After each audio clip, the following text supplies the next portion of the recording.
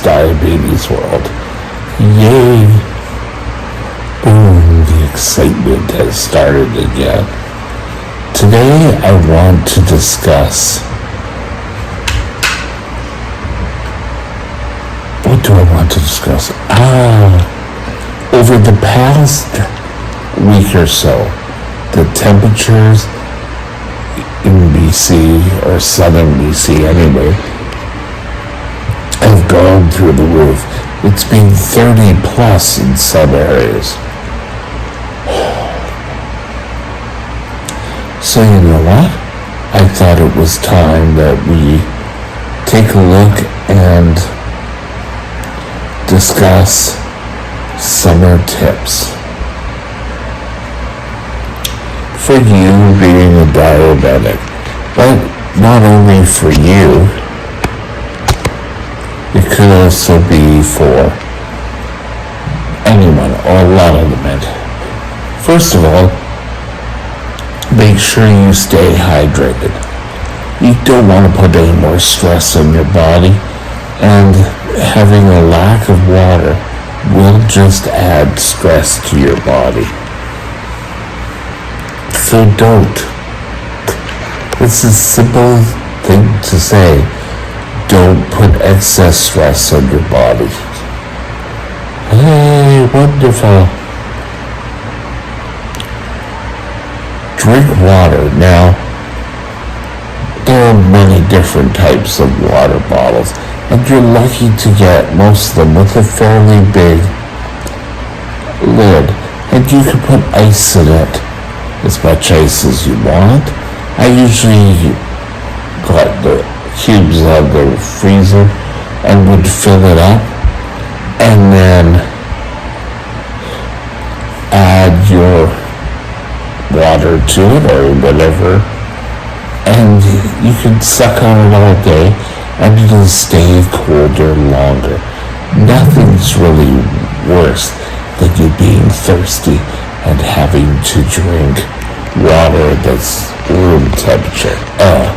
It's the absolute worst for me. Now, you want to ensure that you stay hydrated. Yes, it's always nice to lay by the pool and order a drink and have it delivered to you. But you don't want to do that all the time, because it's going to add added sugar to your diet. There's going to be hidden sugar. So just don't do it. If you're going to do it, have sugarless pop. To me, with a nice smidge of lemon, and you can even get a cute umbrella on it if you want. But that will allow you to enjoy yourself by the pool. Adjust your insulin accordingly. Don't just, I keep my insulin the same all the time. Well, very few of us are able to do that. So, make sure you keep track of your insulin. Now, with one of these, you're able to hold it up and take a look at where your blood sugars are going. Right now, I can see that it's gone through the roof, so I know that I have to take a correction. But if you're doing corrections at the same time, every day, it's your body trying to tell you, you know what? I don't need that much insulin that time of day. So you can modify it.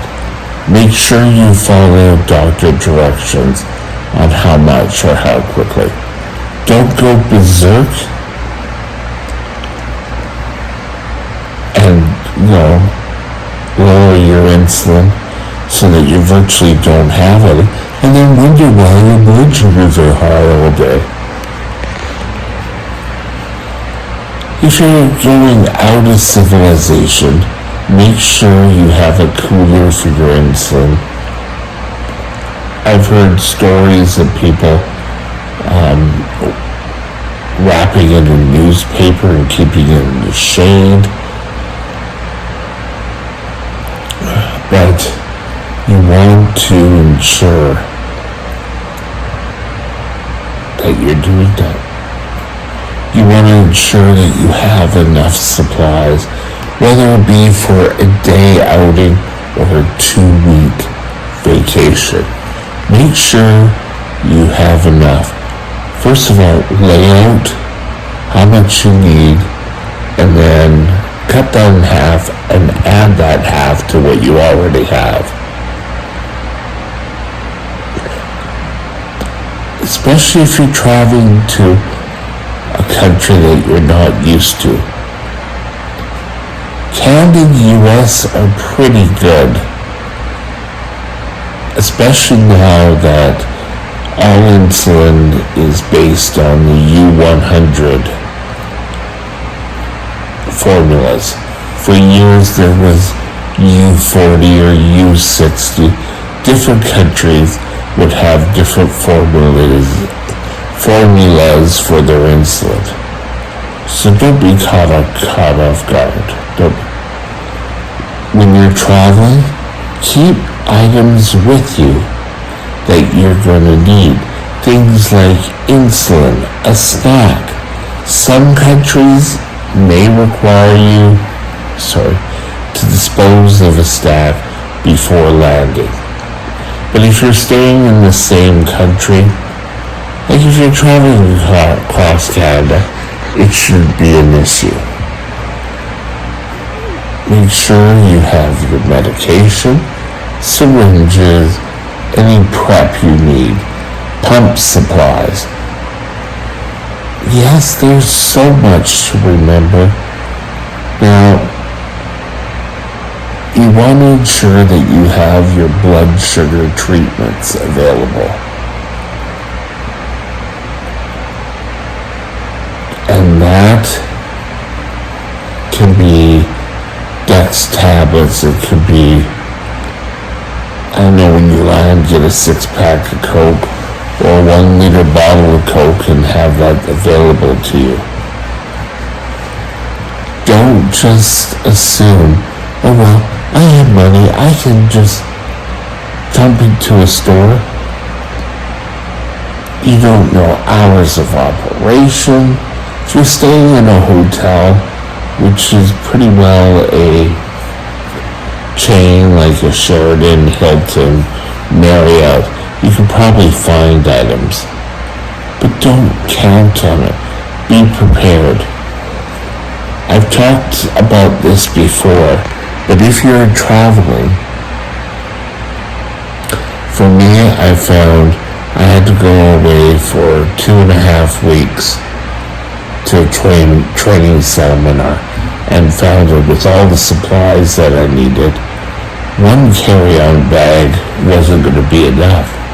So I called the airline and spoke to their medical services desk, and if you explain your situation, you may get approval for another carry-on bag.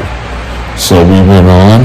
My friend who I traveled with was allowed 1, I was allowed 2. And